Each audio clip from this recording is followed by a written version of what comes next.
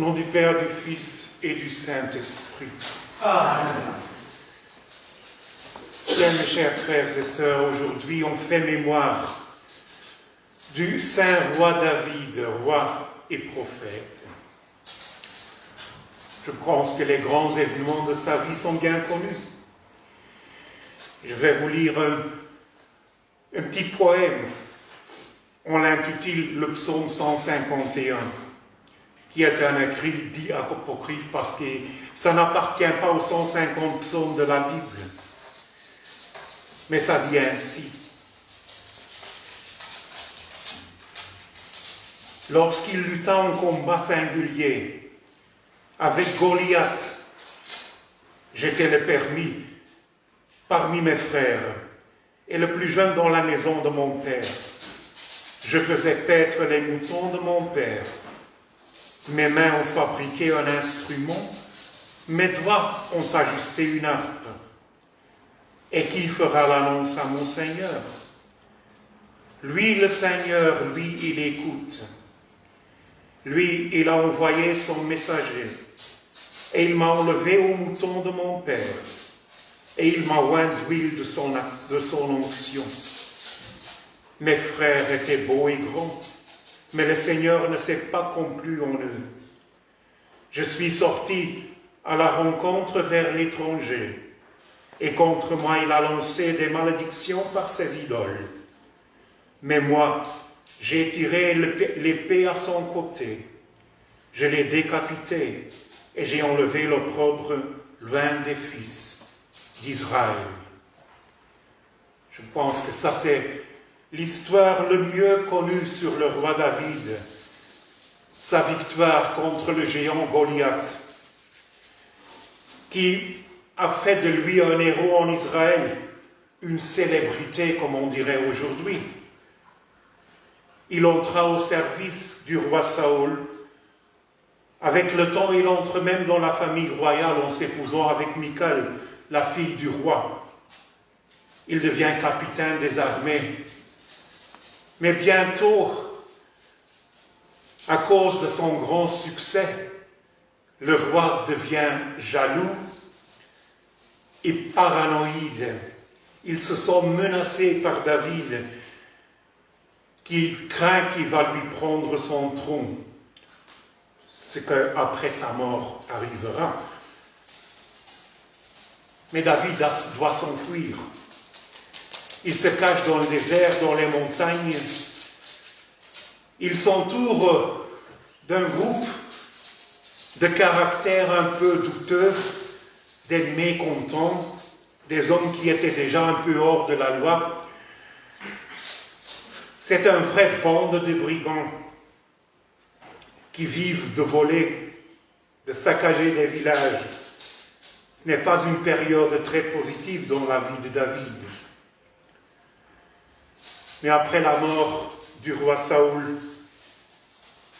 il prend le trône et devient roi d'Israël. Et là, on arrive à un autre épisode bien connu, aussi pas très positif. Et c'est l'histoire de David et Bethsabée. Bethsabée, une femme qu'on dit très belle. David la voit, il la désire, il la prend. Ça a des conséquences, parce qu'elle est enceinte. Petit problème, Bethsabée est mariée. Son mari est soldat dans l'armée du roi, qui en ce moment sont en combat. Alors, pour essayer de cacher ce qu'il a fait, David fait appeler le mari du champ de bataille et essaye de lui persuader de se rendre à sa maison, d'être avec sa femme, qu'alors il pouvait dire que le bébé était du mari et pas du roi. Mais Uri, qui est un homme extrêmement fidèle, il dit « Mais non, comment pourrais-moi je me rendre à la maison, me baigner, manger, boire, coucher avec ma femme, si mes frères sont là dans les champs, avec toutes les privations ?» Et il refuse d'aller à sa maison. Et alors David prend une décision désastreuse et il donne ordre d'assassiner Uri.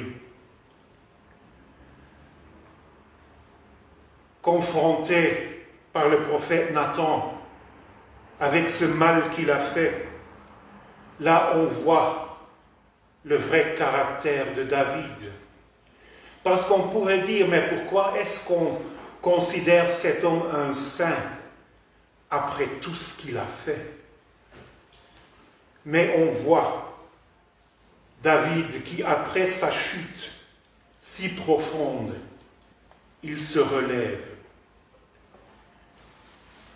Il retourne vers Dieu avec une prière qui est une des plus belles de toute la littérature biblique et hors biblique, la plus belle prière de conversion, ce qui est le psaume 51, où il dit « Aie pitié de moi, ô Dieu, toi qui es si bon, efface mes transgressions, tu es si compatissant. Lave-moi de mon péché, purifie-moi de ma faute, car je reconnais mes torts. La pensée de mon péché me poursuit sans cesse. Contre toi seul j'ai péché. J'ai commis ce qui est mal à tes yeux. Purifie-moi du péché avec un rameau d'hysope, et je serai pur. Lave-moi, et je serai plus blanc que la neige. Ô Dieu, crée en moi un cœur pur. Renouvelle en moi un esprit bien disposé. Ne me renvoie pas loin de ta présence. Ne me reprends pas ton Esprit Saint. Dans un autre psaume, il dit « Des profondeurs, Seigneur, je crie vers toi. Seigneur, exauce ma voix. » Là, on voit le vrai esprit et je dirais bien la sainteté de David. Et c'est l'exemple qu'on peut suivre. Parce que les saints nous sont donnés en exemple.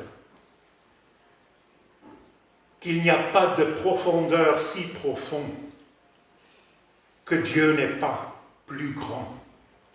Qu'il n'y a pas de péché si grave que Dieu ne peut pas pardonner. Alors en cela, suivons le roi David. Nous sommes humains. On commettra des erreurs, des péchés, des petits et peut-être aussi des grands. Mais si on tombe, ne restons pas en bas. Relevons-nous, car nous sommes tous aussi appelés à cette même sainteté. Et je voudrais aussi dire, parce que c'est une question qu'on se pose très souvent, pas seulement sur David.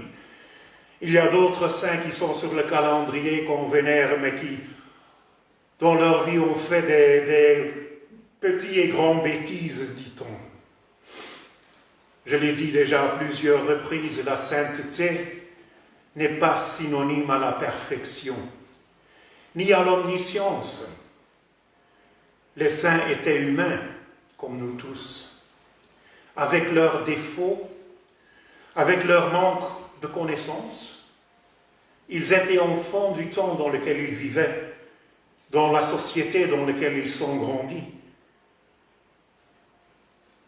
Leur révélation du divin était limitée, surtout dans l'Ancien Testament, dans le cas du roi David.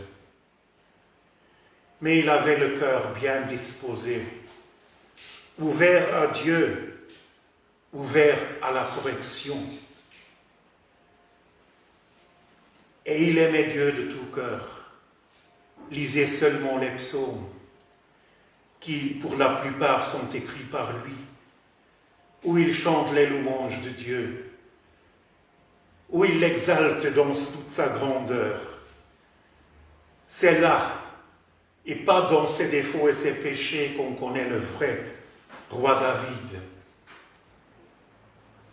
Je vous encourage et je vous conseille même de prier avec ces mêmes psaumes qui nous donnent toutes les émotions humaines, comment s'exprimer devant Dieu. Et ainsi, suivant l'exemple du roi David. Dans sa conversion, sa repentance, sa contrition devant Dieu, mais dans son esprit de joie et de louange à Dieu. Pas à pas, on tombe, on se relève, on se retourne vers Dieu et on chante ses louanges, car il en est digne. Ça, mes frères et sœurs, c'est la grâce et la joie que je nous souhaite, au nom du Père, du Fils et du Saint-Esprit. Amen.